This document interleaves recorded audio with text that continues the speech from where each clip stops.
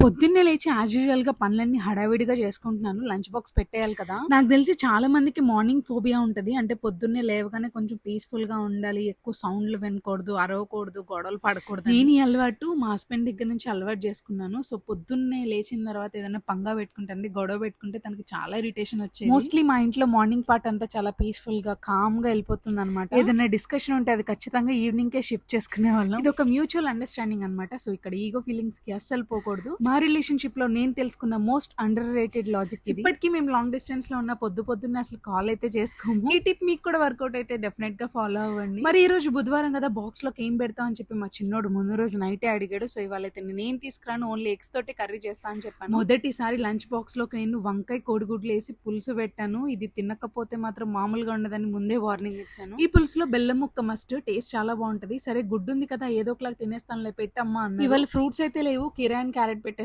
So ఇదే ఇవాళ lunch box.